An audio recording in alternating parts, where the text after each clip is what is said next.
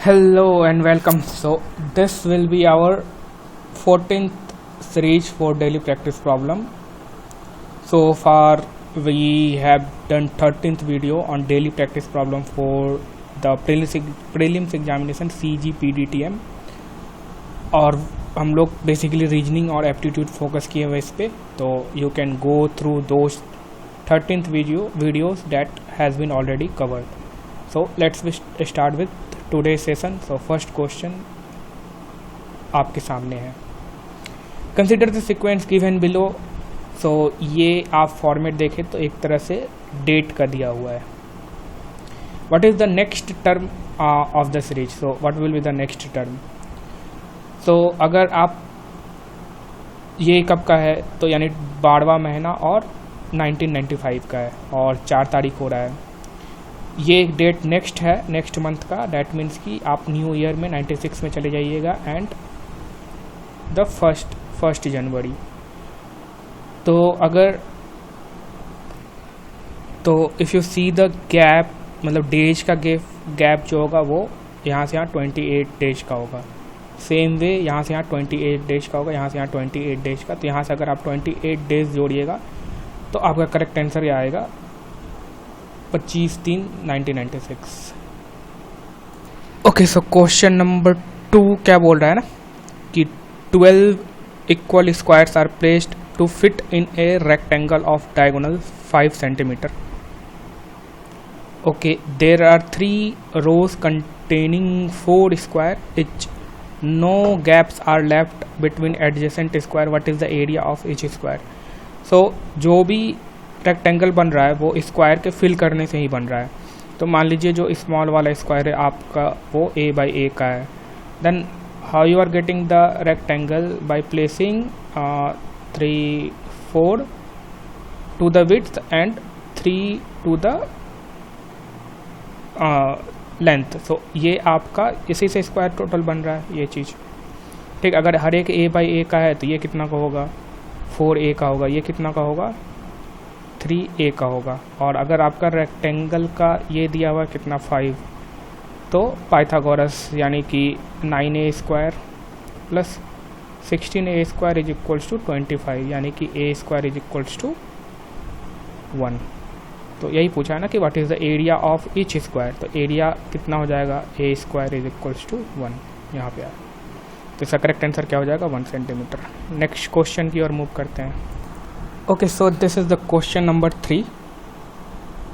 You can read out and इसको try कर सकते हैं आंसर देने का.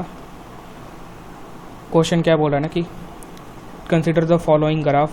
परसेंटेज ऑफ वर्क दिया हुआ है वाई एक्सिस में एंड मंथ्स दिया हुआ है एक्स एक्सिस में. Which of the following statement is not correct with reference to graph given above. So पहला स्टेटमेंट क्या बोल रहा है ना कि on 1 June the actual progress of work was less than expected. So 2 graph है, a dotted में expected work है एंड सॉलिड लाइन में एक्चुअल प्रोग्रेस है. सो अगर आपको फर्स्ट ऑप्शन में बोला 1 June, so let's look into this June में देखिएगा तो जो एक्चुअल प्रोग्रेस है वो लेस है देन एक्सपेक्टेड प्रोग्रेस. तो यही बोल रहा है. तो ये करेक्ट स्टेटमेंट है, बट आपको ढूंढना क्या है नॉट करेक्ट. दूसरा स्टेटमेंट क्या है the actual rate of progress. So rate of progress of work, the rate of progress of work that means कि you will have to look into the slope, then आपको rate of progress पता चलेगा. तो the actual rate of progress was greatest during the month of August. Actual rate पूछा ना, actual rate बोल रहा है. Actual rate of progress was the greatest during the month of अगस्त. तो आप स्लोप देखिए. आप अगर यहाँ से देखेंगे स्लोप तो एक्चुअल वर्क का स्लोप ठीक है एक समान. उसके बाद से फिर क्या हुआ, देयर इज स्लोप देखिए आपका इंक्रीज हो गया. ठीक है, ये एंगल पहले थीटा था तो अब जो है सम थीटा से बड़ा हो गया. तो दूसरा स्टेटमेंट भी करेक्ट है. तीसरा स्टेटमेंट क्या बोला कि the work was actually completed before the expected work. तो देखिए एक्सपेक्टेड वर्क का जो ग्राफ था ये डॉटेड लाइन में यहाँ पे है. तो at the September, but actual work आपको उससे पहले कंप्लीट हो रहा है. तो ये भी स्टेटमेंट करेक्ट है. During the period from 1st April to 1st September. So 1st April to 1st September, at no time was the actual progress more than the expected progress. So आप यहाँ पे देखिए, यहाँ के बाद से क्या होने लगा है कि एक्चुअल प्रोग्रेस जो है वो ग्रेटर है देन एक्सपेक्टेड प्रोग्रेस. सो ये स्टेटमेंट गलत है, यानी अकॉर्डिंग टू क्वेश्चन ये स्टेटमेंट करेक्ट है. तो इसका करेक्ट आंसर क्या होगा? डी होगा. नेक्स्ट क्वेश्चन की ओर मूव करते हैं. Okay, so let's move to question number 4. ये क्या बोल रहा है कि for a sports meet a winner stands comprising 3 wooden block in the following form. There are 6 different colour. तो ये मतलब स्टैंड है जहाँ पे विनर्स वगैरह खड़ा होगा. There are 6 different colours available. Okay, to choose from each of 3 wooden block to be painted. अच्छा, मतलब वही 6 कलर में से चूज करना है and you have to paint this wooden stand. और इस तरह से करना है कि such that no two of them have the same color. So no two of them have the same color. In how many different way the winner's stand be painted? So you have 6 choices, right? If अगर आप इसको इस colour से paint कर दीजिएगा, first of all to paint this first one you have the total 6 choices. अब एक बार जब इसको एक कलर से आप पेंट कर दिए, then you can not use this colour. Then to paint this second block you have total 5 choices. अब एक बार जब आप 2 कलर को यूज कर लिए, then for this third block you have the total 4 choices. So total choice कितना हो जाएगा आपका to paint the all block? तो 6 पंचे 30, 4 120 वे, यानी कि 120 तरीके से आप इस वुडन ब्लॉक को पेंट कर सकते हैं सच दैट जो 2 block will be not of the same colour. Okay, so question number 5 क्या बोल रहा है? Consider the following graph in which the birth rate and the death rate of country are given.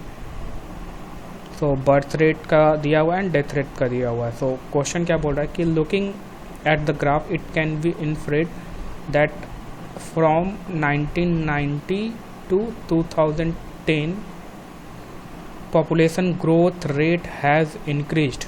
population growth rate. Okay, so अगर देखा जाए तो from 1919 to 2010 death rate जो है वो डिक्रीज कर रहा है एंड जो बर्थ रेट है, बर्थ रेट को अगर देखा जाए तो बर्थ रेट भी एक तरह से डिक्रीज ही कर रहा है. सो ओवरऑल पॉपुलेशन जो है एक तरह से देखा जाए तो approximately it will remain same, क्योंकि जितना आदमी जन्म ले रहा उतना ही मर रहा है, तो ओवरऑल सेम रहेगा. And if you look the graph further more, so population growth has increase तो नहीं होगा, ग्रोथ हैज़ डिक्रीज भी नहीं होगा, क्योंकि अप्रॉक्सीमेटली देखा जाए तो जिस रेट से बर्थ रेट है वही रेट डेथ रेट का भी. सो ओवरऑल पॉपुलेशन जो है सो नो ट्रेंड ये हो सकता है. पॉपुलेशन ग्रोथ रेट सोच नो ट्रेंड. और population rate of growth rate of population has remained stable, क्योंकि यहाँ के बाद से अगर देखा जाए तो अगर इस रीजन में देखा जाए, यहाँ से इस रीजन में, तो दोनों में डिक्रीज हुआ है, ठीक. लेकिन अगर आप यहाँ से देखिए ये वाला रीजन और ये वाला रीजन, ये क्या हो गया है कि स्टेबल हो गया है, मतलब कि बर्थ रेट और डेथ रेट दोनों स्टेबल हो गया है. So population growth rate shows no trend.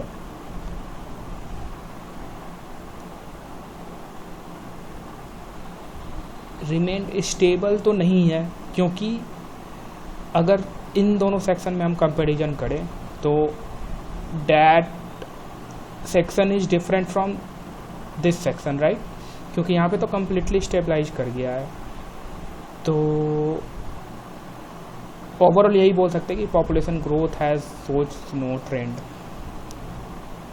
क्योंकि थ्रू आउट तो ये नहीं बोला सकता है कि growth rate of population has been remained stable, नहीं बोला जा सकता है। तो इसका करेक्ट आंसर ये होना चाहिए डी।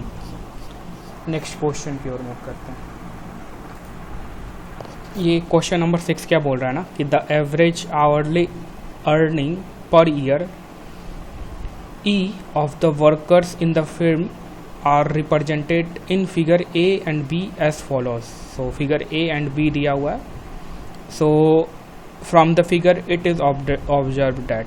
तो सबसे पहले तो ये फिगर का एनालिसिस कीजिए आप। फिगर दोनों एक ही है देखा जाए तो।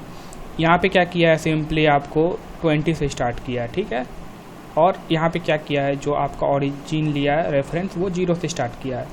बाकी अदरवाइज़ तो सब चीज़ ठीक है। 14 में आप देखिए, यहाँ पे 14 में इसका अर्निंग कितना है, लगभग 25 है। और यहाँ पे भी 25 है। 15 और 2013 में ही देखिए इटसेल्फ, 2013 में यहाँ पे कितना है 20 है, यहाँ पे कितना है 20 है। 2015 में क्या है, यहाँ पे 30 है, 15 में ये 30 है। तो दोनों सेम ही है। तो values of E are different, ये तो गलत है। Ranges that is different between, ये भी गलत। Slope of the graph are same, ये सही है। Rate of increase, rates of increase of E are different, गलत। तो करेक्ट आंसर क्या होगा इसका, यही होगा, सी होगा। नेक्स्ट क्वेश्चन नंबर क्या 7 है। इसमें क्या बोल रहा है, consider the following given to fit the question mark. यहाँ पे क्या होगा, तो कुछ नहीं, पैटर्न ढूंढना है। इस फिगर में, सेकंड फिगर में देखेंगे तो क्या हो रहा है, ये आपका यहाँ शिफ्ट हो रहा है, ये यहाँ शिफ्ट हो रहा है, ठीक। और तो उसके बाद से ये यहाँ शिफ्ट हो रहा है, ये यहाँ शिफ्ट हो रहा है। तो यहाँ पे क्या आएगा, ये स्क्वायर वाला आएगा विद द डार्क। तो स्क्वायर वाला विद द डार्क, यानी कि ए इसका करेक्ट आंसर होगा। नेक्स्ट क्वेश्चन की ओर मूव करते हैं। ओके, सो क्वेश्चन नंबर 8 क्या है, consider the following figure A and B. तो 2 फिगर दिया हुआ आपके पास। तो सबसे पहले तो फिगर ऑब्जर्व कर लीजिए, क्या है, cost of production in lakh, ये दिया हुआ है। और ये नंबर ऑफ पीसेस मैन्युफैक्चर्ड, और ये उसका कॉस्ट दिया हुआ है कितना। जैसे कि यहाँ पे अगर आप देखें तो 1000 पीसेस अगर आप मैन्युफैक्चर कर रहे हैं तो फॉर दैट आपको 6 लाख रुपए का इन्वेस्टमेंट है, ठीक।